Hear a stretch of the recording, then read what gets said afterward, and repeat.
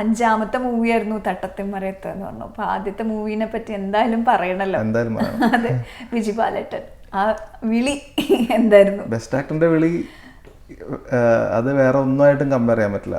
കാരണം വെച്ചാൽ ബാക്കി എല്ലാത്തിനും ആ ഒരു പാട്ടിന്റെ ഒരു ബലത്തിലാണ് എപ്പോഴും വേറെ പാട്ട് കിട്ടിയിട്ടുള്ളത്. ഇപ്പോഴും സ്വപ്നമുരുചാക്കുന്ന തന്നെയാണ്. ഞാൻ അരുൺകൂടെ വരുമ്പോഴേ എന്റെ മനസ്സിലും അതാണ്. പക്ഷെ ഇതൊന്നും ഇല്ലാത്ത സമയത്ത്, ഒരു പരിചയം ഒന്നും ഇല്ലാതിരിക്കുമ്പോഴാണ് ബിജു സാർ ഇങ്ങോട്ട് വിളിക്കുന്നത്. അതിനു മുമ്പ് ഞാൻ ബിജു സാറിന്റെ അടുത്ത് സംസാരിച്ചിട്ടൊന്നുമില്ല.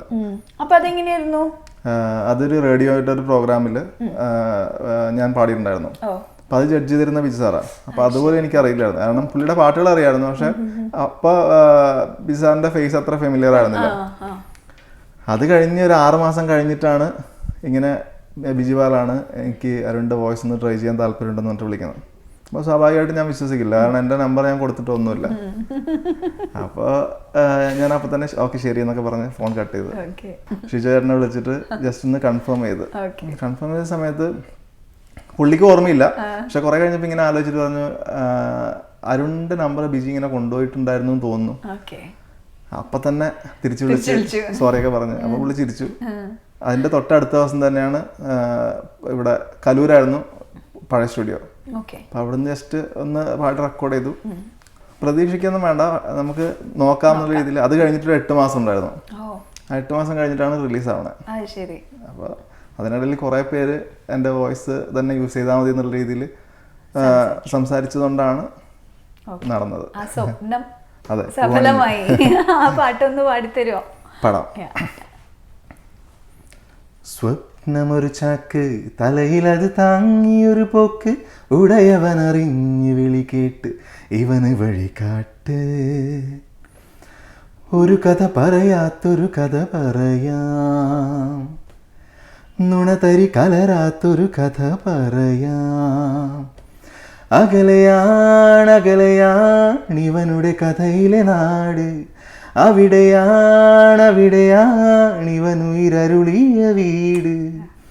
ഈരടിയായി പാടാം നായകന്റെ ചിരപരിചിതരുടെ മൊഴി. സ്വപ്നമൊരു ചാക്ക്, തലയിലത് താങ്ങിയൊരു പോക്ക്, ഉടയവനറിഞ്ഞു വിളി കേട്ട് ഇവന് വഴി കാട്ട്.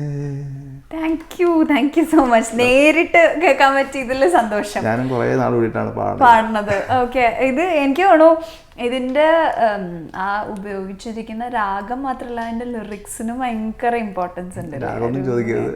ചോദിച്ചില്ല? ഭയങ്കര ഒരു ഡെപ്ത് ഉള്ള ലിറിക്സ്. കേട്ടാല് ഭയങ്കര ഫണ്ണിയാന്ന് തോന്നുമെങ്കിലും പക്ഷെ എല്ലാവർക്കും ഒരുപാട് സെൻസിബിൾ ആണ് അത്. പിന്നെ ബിജു ചേട്ടൻ ഇങ്ങനത്തെ ഒരു ഇത് ചെയ്തിരുന്ന ആ സമയം അങ്ങനെയൊന്നും പ്രതീക്ഷിക്കണില്ലല്ലോ. മാത്രല്ല നമുക്കെന്നെ പോലെ ഒരാളുടെ മൂവി, അതൊക്കെ ഒരു വലിയ ഹാപ്പിനെസ് തന്നൊരു. അയ്യോ, ഹാപ്പിനെസ് ഒന്നും പറയാൻ പറ്റില്ല. കാരണം അത് വേറൊരു സമയമായിരുന്നു. അത് സത്യം പറഞ്ഞാൽ അതിനുശേഷം പാടിയ പാട്ടൊക്കെ ഞാൻ റിയലൈസ് ചെയ്തിട്ടുണ്ട്. പക്ഷെ ആ ഒരു പാട്ട്, ആ ഒരു പ്രോജക്ട് ഞാൻ കുറച്ചാൾ മുമ്പ് ഒരു പോസ്റ്റ് ഇങ്ങനെ ചെയ്തായിരുന്നു. അതായത് അതിന്റെ 9ാമത്തെ വർഷം ഇതിന്റെ ഓഡിയോ ലോഞ്ചിന്റെ സമയത്ത് ഒരു മൊമെന്റ് ഉണ്ടായിരുന്നു. അതായത് എനിക്ക് പിറ്റേ ദിവസം എക്സാമാണ്, യൂണിവേഴ്സിറ്റി എക്സാമാണ്. പക്ഷെ കോഴിക്കോട് വെച്ചായിരുന്നു ഇതിന്റെ ഓഡിയോ ലോഞ്ച്. അപ്പം അത് കഴിഞ്ഞ് ഞാൻ പെട്ടെന്ന് ഇങ്ങനെ ഓടാൻ നിൽക്കുമ്പോഴാണ് മമ്മൂക്കയുടെ അടുത്ത് മാട്ടൻ ചേട്ടൻ ഇങ്ങനെ പറഞ്ഞു, അരുണ് പോവാന്ന് പറയണം മമ്മൂക്ക. നമുക്ക് പറഞ്ഞ് വേണ്ട, പോകണ്ട, ഇപ്പോൾ രാത്രി ഒരു ഇന്റർവ്യൂ ഉണ്ട്, അപ്പം അതിൽ നമുക്കൊരു പാട്ട് പാടിയിട്ട് പോവാന്ന് പറഞ്ഞു. അപ്പം അങ്ങനെ പിന്നെ മമ്മൂക്ക പറഞ്ഞാൽ പിന്നെ പരീക്ഷ ഒന്നും ഇല്ലല്ലോ. അപ്പോൾ അവിടെ നിന്ന് ഇന്റർവ്യൂവിന്റെ ഇടയിൽ വെച്ചിട്ട് എന്നെ സ്റ്റേജിലേക്ക് വിളിച്ചിട്ട് ഞാൻ ആ പാട്ട് 4 വരി പാടി. ഞാനവിടെ മമ്മൂക്കയുടെ സൈഡിൽ നിന്നിട്ടാണ് പാടുന്നത്. അത് കഴിഞ്ഞിട്ട് മമ്മൂക്ക എൻ്റെ അടുത്ത് ചോദിക്കുന്നുണ്ട്, ആരാ മോനെ ഇത് എഴുതിയെന്ന് ചോദിക്കുന്നുണ്ട്. പക്ഷെ അത് ഞാൻ കേൾക്കണത് പിന്നെ ആ വീഡിയോ കാണുമ്പോഴാണ്. പക്ഷെ ആ ഒരു ലെവലിലായിരുന്നു എന്റെ എക്സൈറ്റ്മെന്റ് സംഭവം. അത് വീഡിയോ കാണുമ്പോ ഞാൻ മമ്മൂക്കനെ കളിയാക്കണ പോലെയാണ് ഫീൽ ചെയ്യുക. കാരണം മമ്മൂക്ക ചോദിക്കേണ്ടത് ഞാൻ ഇത്രയും പറയാണ്ട് മിണ്ടാണ്ടിരിക്കുകയാണ്. അപ്പം വേറെ ആരോ പറയുന്നുണ്ട്, സന്തോഷ് വർമ്മ സാറാണ് എഴുതിയത്. സന്തോഷ് വർമ്മ സാറിനെ ഓർമ്മിക്കണം ലിറിക്സ് എഴുതിയ. തീർച്ചയായിട്ടും.